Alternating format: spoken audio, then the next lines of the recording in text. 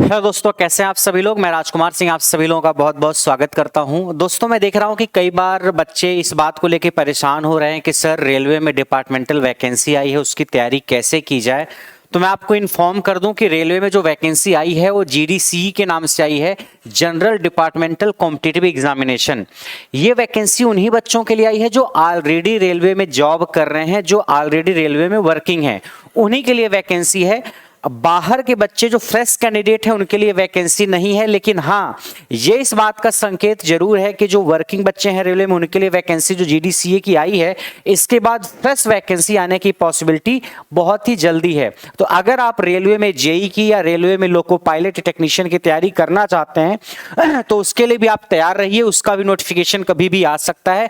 अभी फिलहाल मैं बात करने जा रहा हूं जीडीसीए की, जनरल डिपार्टमेंटल कॉम्पिटिटिव एग्जाम। ये वैकेंसी उन बच्चों के लिए है जो ऑलरेडी पहले से रेलवे में काम कर रहे हैं। इसमें वैकेंसी कई सारी पोस्ट के लिए आई है, मैं कुछ पोस्ट की बात कर रहा हूं। सबसे पहले तो एग्जाम डेट इसकी कब होगी, वो सितंबर के बाद कभी भी हो सकती है। तो एग्जाम डेट अभी क्लियरली मेंशन नहीं कि किस डेट को होगा, मगर सितंबर 2023 के बाद कभी भी हो सकती है। मैं बात करूं एएलपी और टेक्नीशियन के लिए कि अगर आप एएलपी या टेक्नीशियन के पद पे अप्लाई करना चाहते हैं और आप रेलवे में कार्यरत हैं तो उसके लिए क्या क्या सिलेबस होगा आपका।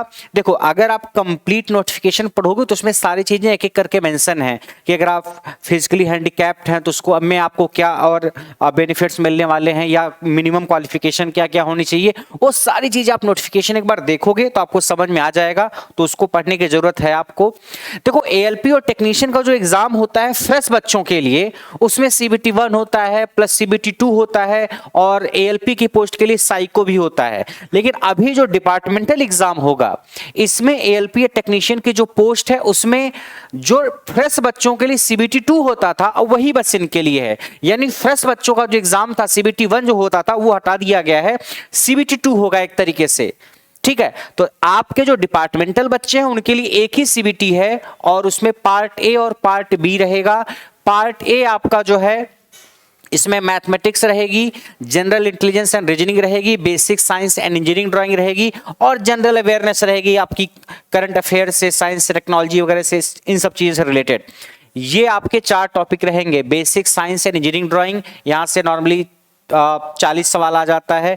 जनरल इंटेलिजेंस एंड रीजनिंग और मैथमेटिक्स और जनरल अवेयरनेस, यहां से आपके 100 सवाल आएंगे, 90 मिनट का टाइम होगा। ये पार्ट ए है, ये मेरिट में काउंट होगा, ये मेरिट में काउंट होगा। और पार्ट बी जो है इसमें 60 मिनट का टाइम मिलेगा, 75 क्वेश्चन रहेंगे। ये क्वालिफाइंग नेचर का रहेगा। क्वालिफाइंग मतलब आपको 75 क्वेश्चन अगर है तो उसमें से 35% मार्क्स आपको मिनिमम लेकर के आना है। 35% मार्क्स अगर आप मिनिमम लेके आ गए, उसके बाद आप कितने नंबर ले आते हो उसका कोई बेनिफिट आपको नहीं मिलने वाला है।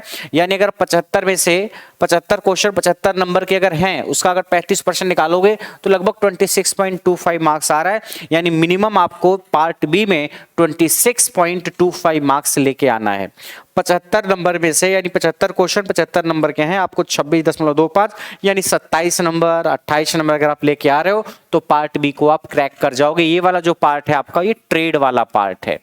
ट्रेड का पार्ट, जो भी आप ट्रेड सेलेक्ट करोगे, इलेक्ट्रीशियन या फिटर या फिर डीजल मैकेनिक, या जो भी आप ट्रेड सेलेक्ट करोगे, वो ट्रेड वाला पोर्शन है पार्ट बी का। इसमें आपको 35% नंबर लेके आना है, लेकिन 35% नंबर अगर आप नहीं ले आ पाए तो आप बेकार हो जाओगे, फिर आगे की कहानी का कोई मतलब नहीं है।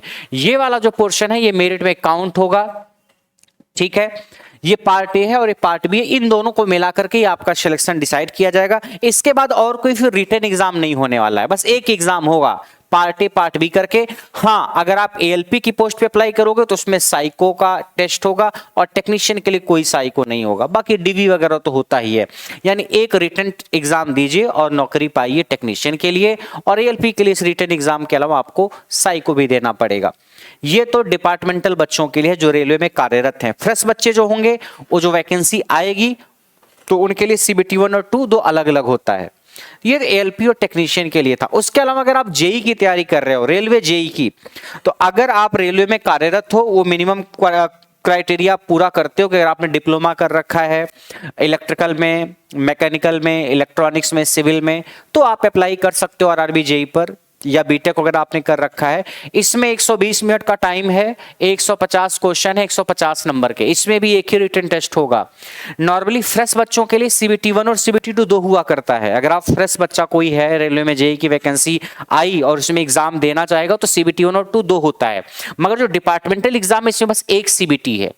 उसमें क्या है, उसमें आपके 150 क्वेश्चन है, 15 क्वेश्चन जनरल अवेयरनेस के, 15 क्वेश्चन फिजिक्स एंड केमिस्ट्री के और 10 क्वेश्चन कंप्यूटर के, और basics of environment and pollution control के 10 क्वेश्चन और टेक्निकल के 100 क्वेश्चन। ये पूरा आपका एग्जाम का पैटर्न रहेगा।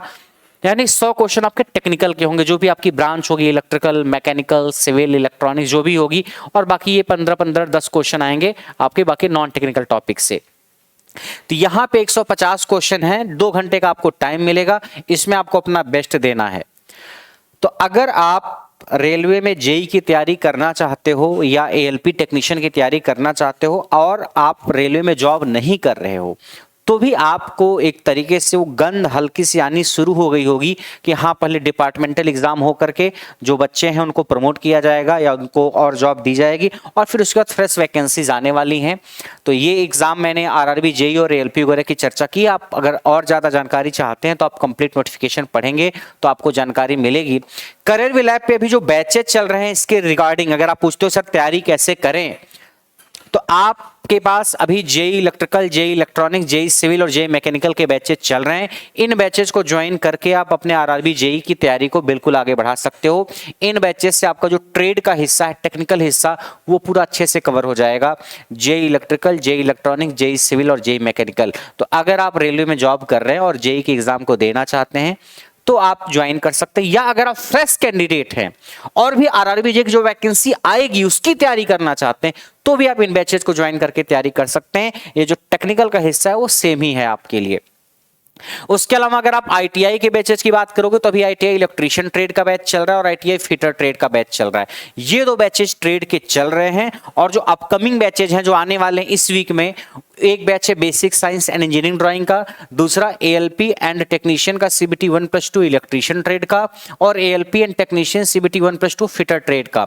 यानी एक इलेक्ट्रीशियन ट्रेड का कंप्लीट बैच आएगा, एक फिटर ट्रेड का कंप्लीट बैच आएगा, और एक basic science and engineering drawing का बैच आएगा। ये 3 बैचेज इस वीक में करियर लैब पे स्टार्ट हो रहे हैं। तो अगर आप ALP या टेक्नीशियन का एग्जाम देना चाहते हो फ्रेश कैंडिडेट के तौर पे, या डिपार्टमेंटल एग्जाम जो हो रहा है उसको देना चाह रहे हो, तो भी आप इन बैचेज से अपनी तैयारी को स्टार्ट कर सकते हो।